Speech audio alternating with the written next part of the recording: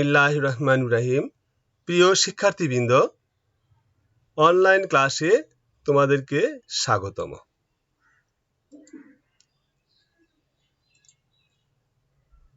আমি মোহাম্মদ উকিল উদ্দিন, সহকারী অধ্যাপক হিসাব বিজ্ঞান, Lions school and college Rangpur এর পক্ষ থেকে নবম ও দশম শ্রেণীর হিসাব বিজ্ঞান অধ্যায় 11 থেকে পাঠ পণ্যের উৎপাদন ব্যয় ও বিক্রয় মূল্য নির্ধারণ নিয়ে আলোচনা। প্রিয় শিক্ষার্থীবৃন্দ, হিসাব বিজ্ঞান একটি গাণিতিক বিষয় হিসেবে আমাদেরকে আলোচনা এবং গাণিতিক সমস্যা এবং সমাধান উভয়ই করতে হয়। সেজন্যই সবসময় তোমরা আমার ক্লাসের জন্য খাতা, কলম, পেন্সিল, ক্যালকুলেটর নিয়ে প্রস্তুত থাকবে।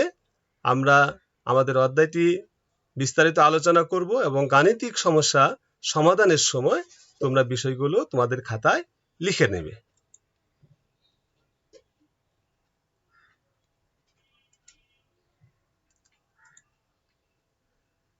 আজকের পাঠ পণ্যের উৎপাদন ব্যয় ও বিক্রয় মূল্য নির্ধারণ।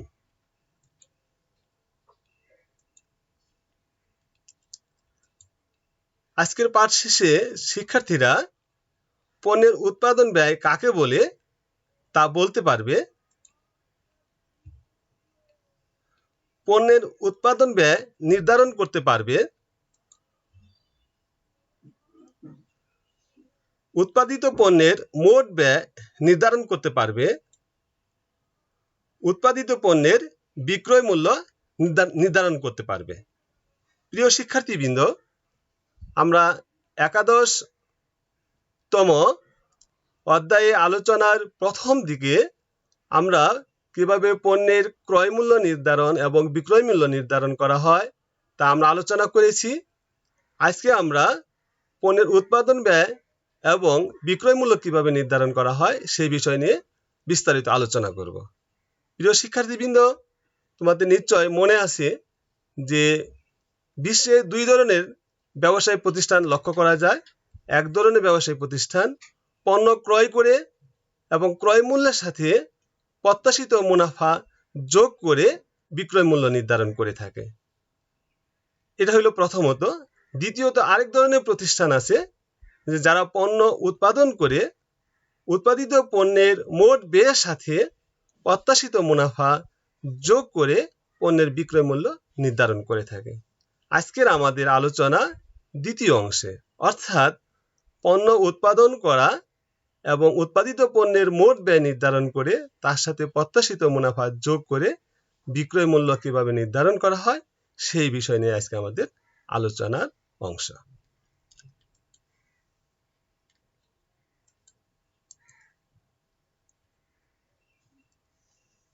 সাধারণত কোনো পণ্য বা সেবা উৎপাদন করতে যে ব্যয় হয় তার সমষ্টিকে উৎপাদন ব্যয় বলে। আরো সহজ ভাষায় বলা যায়, কোনো পণ্য বা সেবা সৃষ্টির যে মূল্য ত্যাগ বা খরচ করতে হয় তাকে উৎপাদন ব্যয় বলে। অর্থাৎ কোনো পণ্য তৈরি করার জন্য ওই পণ্য বাবদ যে মূল্য বা যে টাকা খরচ করতে হয় সেই মূল্যের সমষ্টিকে বলা হয় উৎপাদন ব্যয়। পণ্য উৎপাদনকারী প্রতিষ্ঠানের মূল লক্ষ্যই হলো উৎপাদন ব্যয় নিয়ন্ত্রণের মাধ্যমে প্রত্যাশিত মুনাফা অর্জন করা। উৎপাদন ব্যয় নির্ধারণ, উৎপাদন ব্যয় নিয়ন্ত্রণ, বিক্রয় মূল্য নির্ধারণ, প্রশাসনিক নিয়ন্ত্রণ, ব্যবস্থাপনার নীতি নির্ধারণের ক্ষেত্রে উৎপাদন ব্যয় গুরুত্বপূর্ণ ভূমিকা পালন করে থাকে। প্রিয় শিক্ষার্থীবৃন্দ, উৎপাদন ব্যয় শুধু উৎপাদনের কোনো পণ্য উৎপাদনের যে ব্যয় সেটা নির্ধারণ করাই মূল লক্ষ্য নয়। এর আরো লক্ষ্য বা উদ্দেশ্য রয়েছে। সেটা হলো যে উৎপাদন ব্যয় নিয়ন্ত্রণ করার জন্য। কারণ উৎপাদন ব্যয় হিসাব তৈরি করলে কোন কোন উপাদানের জন্য কত টাকা ব্যয় হলো তা লিখিত থাকে এবং এর ব্যয় যদি কখনো কোনো কারণে বেশি হয় পূর্বের ব্যয়ের সাথে বর্তমান ব্যয় তুলনা করে পূর্বের ব্যয় সাথে বর্তমান ব্যয়ের তারতম্য হওয়ার কারণ নির্ণয় করা যায়। এর ফলে উৎপাদন ব্যয় নিয়ন্ত্রণ করা সম্ভব হয়। এছাড়া সঠিকভাবে পণ্যের উৎপাদন ব্যয় নির্ণয় করার থাকলে পণ্যের বিক্রয় মূল্য নির্ধারণ করা সহজ হয়, অন্যথায় সঠিকভাবে পণ্যের বিক্রয় মূল্য নির্ধারণ করা সম্ভব নয়। এছাড়াও প্রশাসনিক নিয়ন্ত্রণ করা, ব্যবস্থাপনা, নীতি নির্ধারণ করার ক্ষেত্রেও উৎপাদন ব্যয় গুরুত্বপূর্ণ ভূমিকা পালন করে থাকে। সামগ্রিক বিবেচনায় উৎপাদন ব্যয়ের উপাদান 3 প্রকার, যথা 1 নম্বরে কাঁচামাল, 2 নম্বর শ্রম বা মজুরি, 3 নম্বর আরোপণযোগ্য ব্যয়। উপরোক্ত প্রত্যেক ব্যয়কে আবার 2 ভাগে ভাগ করা হয়। 1 নম্বর ক, অর্থাৎ কাঁচামালকে 2 ভাগে ভাগ করা হয়। ক নম্বর হলো প্রত্যক্ষ কাঁচামাল, খ নম্বর হলো পরোক্ষ কাঁচামাল। আবার শ্রম বা মজুরিকেও 2 ভাগে ভাগ করা যায়, প্রত্যক্ষ মজুরি, খ নম্বর পরোক্ষ মজুরি। 3 নম্বরে আরোপণযোগ্য ব্যয়। আরোপণযোগ্য ব্যয়কে 2 ভাগে ভাগ করা হয়, প্রত্যক্ষ আরোপণযোগ্য খরচ, পরোক্ষ আরোপণযোগ্য খরচ। উপরোক্ত 3টি পরোক্ষ ব্যয়ের সমন্বয়ে একসাথে তাকে বলা হয় কারখানা উপরি ব্যয়। অর্থাৎ পরোক্ষ কাঁচামাল, পরোক্ষ মজুরি, পরোক্ষ আরোপণযোগ্য খরচ, এই 3টি পরোক্ষ খরচগুলোকে একসাথে বলা হয় কারখানার উপরি ব্যয়। উপরি ব্যয় আবার 3 প্রকার। এক ধরনের উপরি ব্যয় কারখানার উপরি ব্যয়, যা আমরা বলেছি যে পরোক্ষ কাঁচামাল, পরোক্ষ মজুরি এবং পরোক্ষ আরোপণযোগ্য খরচ, এই 3টি নিয়ে হয় কারখানার উপরি ব্যয়। এছাড়া প্রশাসনিক উপরি ব্যয় এবং বিক্রয় উপরি ব্যয়। প্রশাসনিক উপরি ব্যয় বলতে একটি ব্যবসা প্রতিষ্ঠান পরিচালনা করতে গেলে তার প্রশাসনের খরচ লাগে, যেমন অফিস ভাড়া লাগে, কর্মচারী লাগে, ব্যবস্থাপকের বেতন লাগে, এই বিষয়গুলোকে বলা হয় প্রশাসনিক উপরি ব্যয়। আর বিক্রয় উপরি ব্যয় বলতে বোঝায় যে পণ্যটি ক্রেতার নিকট পৌঁছানোর জন্য এর প্রচার, বিক্রয়, পরিবহন, শোরুম ইত্যাদির প্রয়োজন হয়। এই ধরনের ব্যয়গুলিকে বলা হয় বিক্রয় উপরি ব্যয়।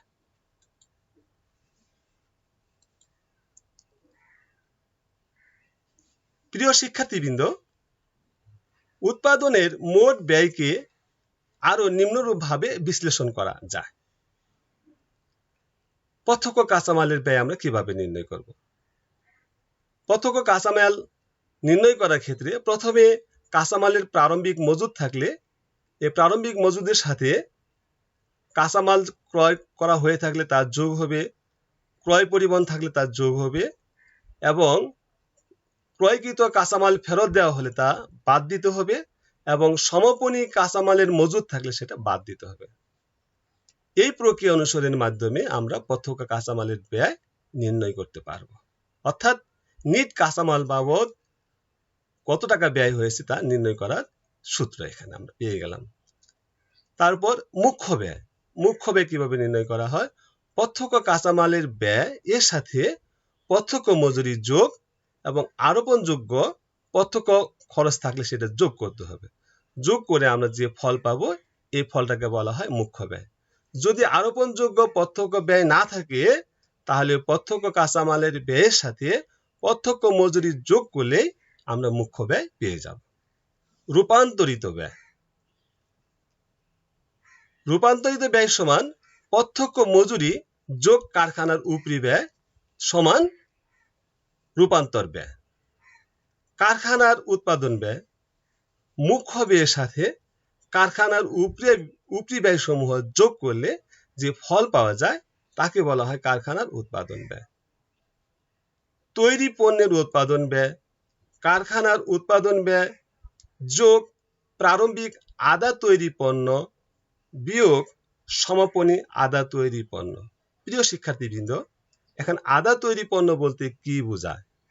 যে প্রারম্ভিক আধা তৈরি পণ্য বলতে কোনো উৎপাদনকারী প্রতিষ্ঠান যখন চলমান থাকে তখন পূর্বের বছরের যে কিছু পণ্য পুরোপুরি তৈরি থাকে আর কিছু পণ্য অসম্পূর্ণ অবস্থায় থাকে বা আধা অবস্থায় তৈরি থাকে। এই অসম্পূর্ণ তৈরি বা আদা তৈরিকে বলা হয় আদা তৈরি পণ্য। এই আদা তৈরি পণ্য একটি বছরের দুইটি স্তরে থাকে, একটা হলো বছরের শুরুতে থাকে, আরেকটা হলো বছরের শেষের দিকে আদা তৈরি পণ্য থাকে। তাহলে তৈরি পণ্যের উৎপাদন ব্যয় করার সময় কারখানার উৎপাদন ব্যয়ের সাথে আমাদের প্রারম্ভিক আদা তৈরির পণ্য মূল্য থাকলে তা যোগ করতে হবে, সমাপনী আদা তৈরির পণ্য দেওয়া থাকলে তা বিয়োগ করতে হবে। ফলে আমরা পাবো তৈরি পণ্যের উৎপাদন ব্যয়। এখন বিক্রিত পণ্যের উৎপাদন ব্যয়। তৈরি পণ্যের উৎপাদন ব্যয় এর সাথে প্রারম্ভিক তৈরি পণ্যের মজুদ মূল্য থাকলে তা যোগ করতে হবে এবং সমাপনী তৈরি পণ্যের মজুদ মূল্য দেওয়া থাকলে তা বাদ দিতে হবে। তাহলে তৈরি পণ্যের মূল্যর সাথে প্রারম্ভিক তৈরি পণ্যের মূল্য যোগ সমাপনী তৈরি পণ্যের মূল্য বিয়োগ করলে আমরা পাবো বিক্রিত পণ্যের উৎপাদন ব্যয়। মোট ব্যয়। বিক্রিত পণ্যের উৎপাদন ব্যয়ের সাথে প্রশাসনিক উপরি ব্যয়, বিক্রয় উপরি ব্যয় ইত্যাদি যোগ করলে আমরা পাবো ওই পণ্যের মোট ব্যয়। পণ্যের বিক্রয় মূল্য। মোট ব্যয়ের সাথে প্রত্যাশিত মুনাফা যোগ করলে আমরা পাবো পণ্যের বিক্রয় মূল্য। প্রিয় শিক্ষার্থীবৃন্দ, এই যে সূত্র আকারে তোমাদের বিষয়গুলো বিশ্লেষণ করা হলো, এই বিষয়গুলো তোমরা মুখস্থ করবা এবং বোঝার চেষ্টা করবা। আর এই বিষয়গুলোর মাধ্যমে আমাদের এই অধ্যায়ের অঙ্কগুলো সমাধান করতে হবে। প্রিয় শিক্ষার্থীবৃন্দ, আমি উৎপাদন ব্যয় বিবরণীর একটি ছক আলোচনা এবং তোমাদেরকে বোঝানোর জন্য আমি উপস্থাপন করার চেষ্টা করছি। তোমরা মনোযোগ দিতে বোঝার চেষ্টা করবে। উৎপাদন ব্যয় বিবরণীর একটি ছক। আমরা প্রথমে লিখেছি ব্যয়ের উপাদান, বিস্তারিত টাকা, টাকা এবং মোট টাকা। বিস্তারিত টাকা বলতে যেহেতু উৎপাদন ব্যয় বিবরণী ব্যয়ের অনেকগুলি উপাদান থাকে, এই উপাদানগুলো কোনোটার সাথে কোনোটা যোগ করতে হয়, আবার প্রয়োজনে আবার বিয়োগ করতে হয়। এই যোগ বিয়োগের কাজ করার জন্য আমরা যে কলামটা ব্যবহার করছি সেটাকে আমরা বিস্তারিত কলাম। তারপর আমরা আরেকটি টাকার ঘর ব্যবহার করেছি। এখান থেকে কাজ শেষ করার পর চূড়ান্ত পর্যায়ে আমরা লিখব মোট টাকার ঘরে। তাহলে আমরা প্রথমে কিভাবে উৎপাদন ব্যয় বিবরণী করব? ব্যয়ের উপাদানগুলো আমরা ব্যয়ের উপাদানের সারিতে লিখব, বিস্তারিত টাকার ঘরে যোগ বিয়োগের কাজ করব, আর যোগ বিয়োগের করার পর আমরা তারপর লিখব দ্বিতীয় ঘরে, এবং যখন দ্বিতীয় ঘরে কাজ শেষ হবে সে টাকার অঙ্ক ফলাফলটা আমরা লিখব মোট টাকার ঘরে। তা আমরা প্রথমেই কাঁচামালের প্রারম্ভিক মজুদ যদি থাকে সেটা আমরা দ্বিতীয় ঘরে লিখব। তারপর কাঁচামাল ক্রয় আমরা প্রথম ঘরে লিখলাম। কাঁচামাল ক্রয়ে যদি ক্রয় পরিবহন থাকে তাহলে আমরা প্রথম ঘরে লিখব। এখানে তোমাদের উল্লেখ করা যায় কাঁচামালের ক্রয় পরিবহন থাকতে পারে, কাঁচামালের আমদানি শুল্ক থাকতে পারে, কাঁচামালের জন্য কুলি খরচ থাকতে পারে। এই সমস্ত খরচও কিন্তু এর সাথে যোগ হবে। যোগ হওয়ার পর এই যোগফল থেকে কৃত কাঁচামাল যদি ফেরত দেওয়া হয় তাহলে বাদ যাবে, এবং কাঁচামালের সমাপনী মজুদ মূল্য থাকলে বাদ যাবে। তো এই দুইটি বাদ আমরা যোগ করে আমরা প্রারম্ভিক কাঁচামাল এবং ক্রয়কৃত কাঁচামাল এই দুইটির মূল্য থেকে কাঁচামালের ফেরত এবং সমাপনী কাঁচামালের সমষ্টি বাদ দিব। বাদ দেওয়ার পর যে আমরা ফলাফল পাবো, এই ফলাফলটাকে বলা হয় ব্যবহৃত কাঁচামালের ব্যয়। অর্থাৎ কাঁচামাল বাবদ আমাদের কত টাকা ব্যয় হলো তা এখানে নির্ণয় করা যায়। প্রিয় শিক্ষার্থীবৃন্দ, আমাদের উৎপাদন ব্যয়ের যে উপাদান, প্রধান উপাদান তিনটির মধ্যে আমরা একটি উপাদান পেয়ে গেলাম, সেটা হলো ব্যবহৃত কাঁচামালের ব্যয়। ব্যবহৃত কাঁচামালের ব্যয় তাহলে আমরা কিভাবে পেলাম আরেকটু তোমাদেরকে বোঝানোর চেষ্টা করছি যে প্রারম্ভিক কাঁচামাল এর সাথে ক্রয় যোগ করতে হবে, এবং সমাপনী কাঁচামাল এবং ক্রয় ফেরত থাকলে তার সমষ্টি বাদ দিতে হবে। মানে দুইটি যোগ এবং সমাপনী কাঁচামাল এবং ক্রয় ফেরত কাঁচামাল বাদ দিয়ে আমরা পাবো ব্যবহৃত কাঁচামালের ব্যয়। ব্যবহৃত কাঁচামালের ব্যয়ের সাথে প্রত্যক্ষ মজুরি যত টাকা থাকবে তা আমরা লিখবো দ্বিতীয় ঘরে, এবং অন্যান্য প্রত্যক্ষ খরচ থাকলে সেটাও লিখবো দ্বিতীয় ঘরে। তাহলে এখানে আমাদের তিনটি ব্যয়ের উপাদান আমরা পেয়ে যাচ্ছি।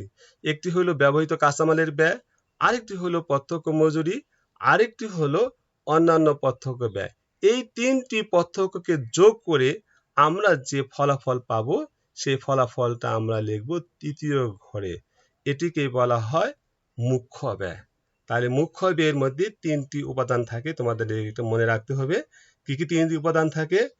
ব্যবহৃত কাঁচামালের অর্থাৎ ব্যবহৃত প্রত্যক্ষ কাঁচামালের ব্যয় থাকে, প্রত্যক্ষ মজুরি থাকে, অন্যান্য প্রত্যক্ষ ব্যয় থাকে। এই তিনটি ব্যয়ের যোগফলের সমষ্টি হয় মুখ্য ব্যয়।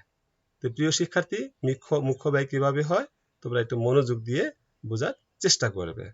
এখন মুখ্য ব্যয়ের সাথে কারখানার উপরি ব্যয় যোগ করার পর যে ফল পাবো তাকে বলা হয় কারখানার উৎপাদন ব্যয়। এখন কারখানার উপরি ব্যয় বলতে যা বোঝায় সেটা হলো কারখানার ভাড়া হতে পারে এবং কারখানায় যে সমস্ত যন্ত্রপাতি ব্যবহার হয় তার অপচয় হতে পারে।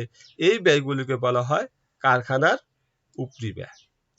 তাহলে মুখ্য ব্যয়ের সাথে কারখানার উপরি ব্যয় যোগ করার পর পাওয়া যায় কারখানা উৎপাদন ব্যয়।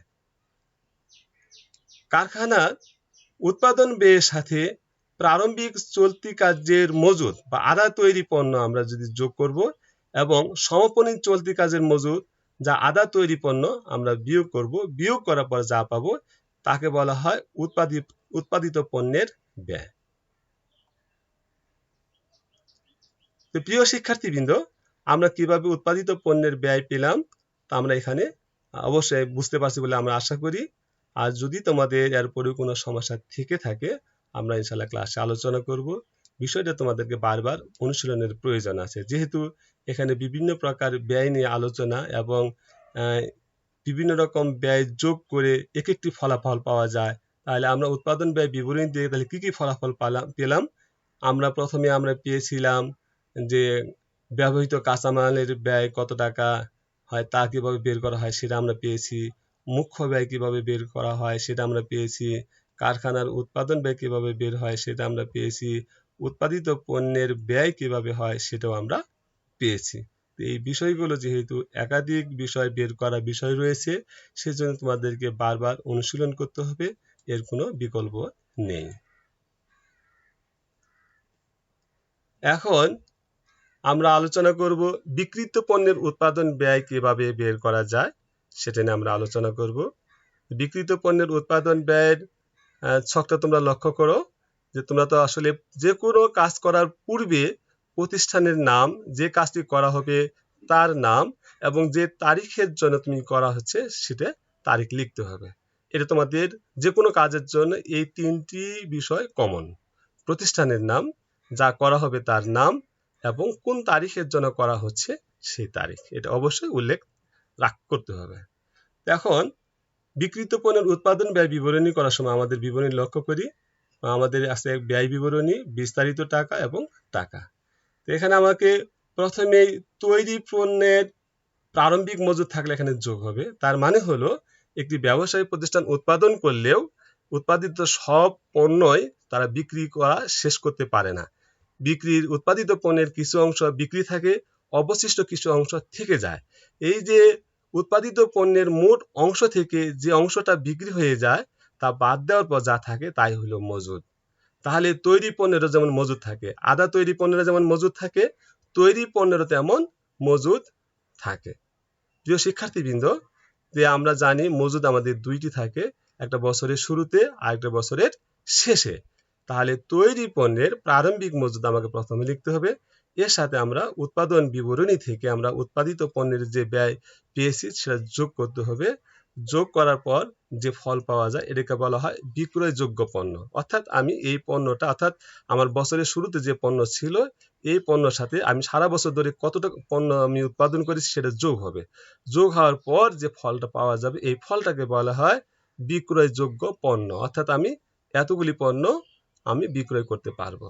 তো এখন এই বিক্রয়যোগ্য পণ্য থেকে সমাপনী তৈরি পণ্যের মূল্য যদি আমরা বাদ দেই, সমাপনী তৈরি পণ্যের মজুদ যদি বাদ দেই, তাহলে আমরা পাবো বিক্রিত পণ্যের উৎপাদন ব্যয়। অর্থাৎ বিক্রিত পণ্যের উৎপাদন ব্যয় আবার আমরা তোমাদেরকে সংক্ষেপে বোঝানোর চেষ্টা করতেছি। প্রারম্ভিক তৈরি পণ্যের মূল্যের সাথে আমরা বছরব্যাপী যে পণ্য তৈরি করেছি সেটা আমাদের যোগ করতে হবে এবং সমাপনী তৈরি পণ্যের মজুদ আমাদেরকে বাদ দিতে হবে। দিয়ে যে ফলটা পাওয়া যাবে এই ফলটাই হলো আমরা এইটুক পণ্য আমরা বিক্রি করেছি, সেটাকে বলা হয় বিক্রিত পণ্যের উৎপাদন ব্যয়। প্রিয় শিক্ষার্থীবৃন্দ, উৎপাদনকারী প্রতিষ্ঠান কিভাবে তাদের আয় বিবরণী তৈরি করে থাকে এই বিষয়টা আমরা একটু আলোচনা করে নিতে চাচ্ছি। যে আমরা ইতিমধ্যে আমরা জেনেছি যে কোনো বিবরণী প্রস্তুত করার পূর্বে তার প্রতিষ্ঠানের নাম, বিশদ আয় বিবরণী, তারিখ লিখতে হবে এবং বিশদ আয় বিবরণীর ছকটা আমরা একটা ধারণা নিচ্ছি। বিবরণী, বিস্তারিত টাকা এবং টাকা। আমাকে প্রথমে লিখতে হবে বিক্রয়। বিক্রয় থেকে বিক্রয় ফেরত বাদ যাবে। বাদ যাওয়ার পর যে মূল্য পাওয়া যায় এটাকে বলা হয় নিট বিক্রয়। নিট বিক্রয় থেকে বিক্রিত পণ্যের ব্যয় বাদ যাবে। বাদ যাওয়ার পর যে মূল্য পাওয়া যায় এই মূল্যটাকে বলা হয় মোট মুনাফা বা মোট লাভ। মোট লাভ থেকে আমাদেরকে পরিচালন ব্যয় বাদ দিতে হয়। আমরা জানি একটি ব্যয় আছে উপরি ব্যয়, অফিস ও প্রশাসনিক উপরি ব্যয়, এটাও বাদ দিতে হবে। বিক্রয় ও বিতরণ উপরি ব্যয় আছে, এটাও বাদ দিতে হবে। বাদ দেওয়ার পর যা পাওয়া যাবে সেটাকে বলা হয় নেট মুনাফা, যার সম্পর্কে তোমাদের বিশদ আয় বিবরণীতে তোমাদের ধারণা রয়েছে, যেটাকে আমরা আর্থিক বিবরণী বলি। আর্থিক বিবরণীর অংশে বিশদ যে আয় বিবরণী রয়েছে সেই আয় বিবরণীর সংক্ষিপ্ত রূপ এখানে তোমাদেরকে তুলে ধরা হলো। প্রিয় শিক্ষার্থীবৃন্দ, এই ছকগুলো তোমাদেরকে বারবার অনুশীলন করতে হবে এবং তোমরা একটা নোট খাতায় এগুলো লিখে রাখতে পারো। আমরা একটি অঙ্কের সমস্যা সমাধান নিয়ে আলোচনা করব। আমরা একটি উদাহরণ দেওয়ার চেষ্টা করেছি। দেখো, আমরা উদাহরণে লিখেছি জনাব জনির ব্যবসায়ে 2019 সালের ডিসেম্বর মাসে নিম্নলিখিত লেনদেন অবলম্বনে একটি উৎপাদন ব্যয় বিবরণী প্রস্তুত করো। উৎপাদন ব্যয় বিবরণী আমরা দেখেছি যে বিবরণী ঘরে আমাদের উৎপাদনের যে বিভিন্ন উপকরণ বাবদ ব্যয় হয় সেই উপকরণের নামগুলো আমরা লিখেছি এবং প্রারম্ভিক টাকার ঘরে ব্যয়ের প্রারম্ভিক টাকাগুলো এবং সমাপনীর ঘরে ব্যয়ের সমাপনীর টাকার অঙ্কগুলো লেখা আছে। তাহলে আমরা প্রথমে দেখতে পাই মজুদ, কাঁচামালের মজুদ প্রারম্ভিকে আছে আমাদের ৭,৪০০ টাকা এবং সমাপনীতে আছে ৮,৬০০ টাকা। উৎপাদিত পণ্যের প্রারম্ভিক মজুদ আছে আমার ১৫,০০০ টাকা। উৎপাদিত পণ্যের সমাপনী মজুদ আছে আমার ১০,০০০ টাকা। আদা তৈরি পণ্য আছে ১০,০০০ টাকা, প্রারম্ভিকে ১০,০০০ টাকা। আদা তৈরি পণ্যের সমাপনী মজুদ আছে ৫,০০০ টাকা। ক্রয় মানে প্রত্যক্ষ কাঁচামাল ক্রয় করা হয়েছে ৬৪,০০০ টাকা এবং পরোক্ষ কাঁচামাল ক্রয় করা হয়েছে ৬,০০০ টাকা। প্রত্যক্ষ শ্রম বাবদ ব্যয় হয়েছে ৪৫,০০০ টাকা। কারখানার উপরি খরচ বা কারখানার খরচাবলী হয়েছে ৯,৬০০ টাকা এবং কারখানার যে কলকবজা রয়েছে তার অবচয় হয়েছে ৫,৪০০ টাকা। এই ব্যয় উপাদানগুলোর মাধ্যমে আমরা একটি উৎপাদন ব্যয় বিবরণী তৈরি করব। তোমরা সেটা লক্ষ্য করো।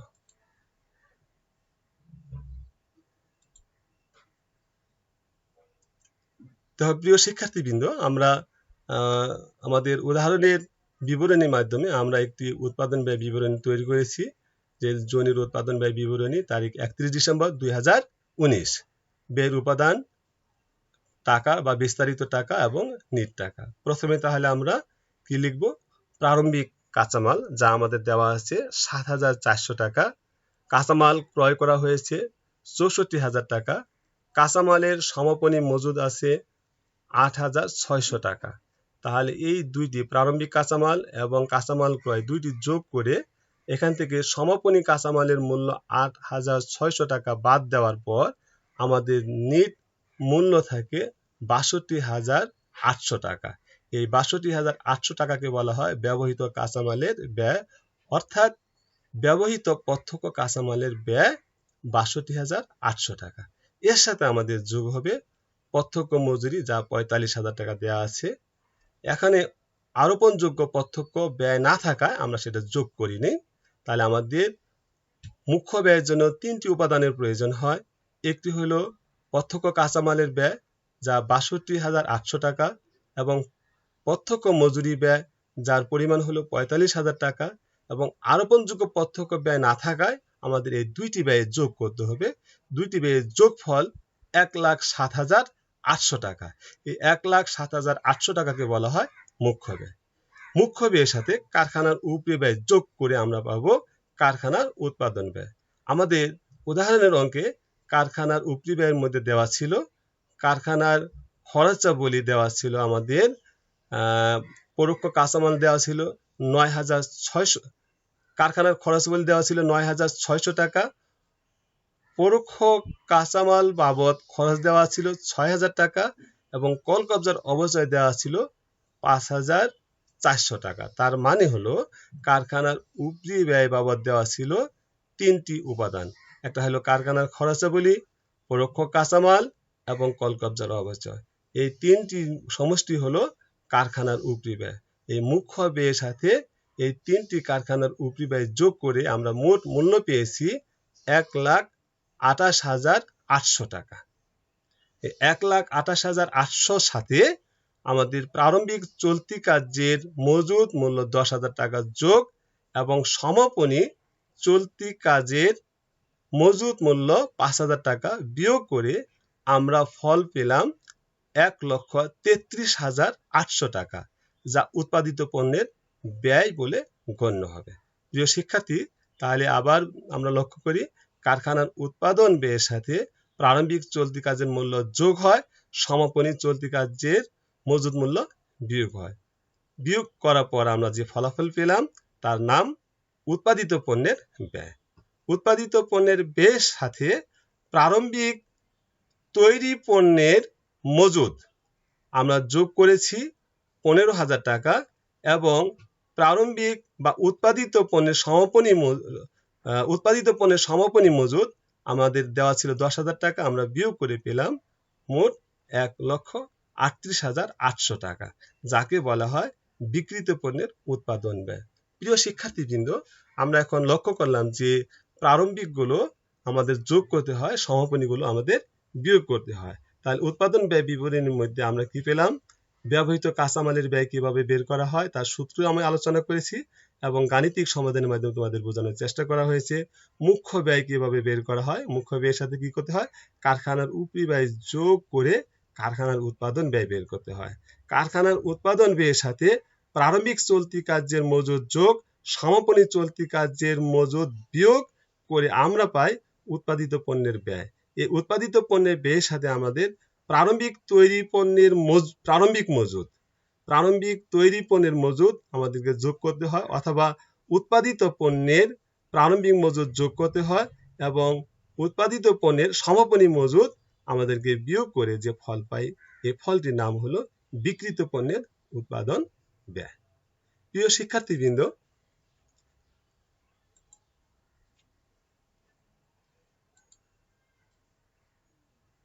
আমরা এই পাঠ শেষে তোমাদেরকে আমি প্রশ্ন করব যে উৎপাদন ব্যয়ের উপাদান কত প্রকার? আমি মনে করি তোমরা বলতে পারবে। আমাদের পাঠে সেই বিষয়গুলো আলোচনা ছিল। উৎপাদন ব্যয়ের উপাদানগুলোর নাম কি কি সেগুলো তুমি বলতে পারবে এবং পরোক্ষ ব্যয়ের উপাদানগুলো কি কি বলতে পারবে। আমাদের আজকের ক্লাসের বিষয়গুলো তোমরা মনোযোগ দিয়ে আলোচনা শুনেছ নিশ্চয় এবং এই বিষয়গুলো বুঝতে পেরেছ এবং যত বেশি একটু অনুশীলন করবে বিষয়গুলো তোমাদের জন্য তত স্পষ্ট হবে। প্রিয় শিক্ষার্থীবৃন্দ, তোমাদের একাদশ অধ্যায়ে উৎপাদন ব্যয় নির্ণয় এবং তার বিক্রয় মূল্য নির্ণয় একটি উদাহরণ দেওয়া আছে। উদাহরণটি তোমরা বাসায় অনুশীলন করবে আর এটি তোমাদের জন্য বাড়ি কাজ হিসেবে আমি দিতে চাচ্ছি। কারণ তোমরা যেহেতু এই ক্লাস করলা, এই ক্লাসের সাথে তোমরা একটি উদাহরণ অনুশীলন করলে তোমাদের জন্য বিষয়টি আরো বোধগম্য হবে। আমি তোমাদের সবার সুস্বাস্থ্য এবং তোমরা সচেতনভাবে চলাফেরা করবে, নিজেকে সেভ করবে, নিজের পরিবারকে সেভ করবে এবং অন্যদেরকে সেভ করার পরামর্শ দিবে, অযথা বাইরে আড্ডা দিবে না এবং উচ্ছৃঙ্খলতা বর্জন করবে এবং তোমাদের এই বয়স উচ্ছৃঙ্খলা থেকে বর্জন করা তোমাদের একটা প্রধান কাজ। আমি তোমাদের সকলকে আমি ধন্যবাদ জানাই। তোমরা সবাই ভালো থাকো, ইনশাআল্লাহ।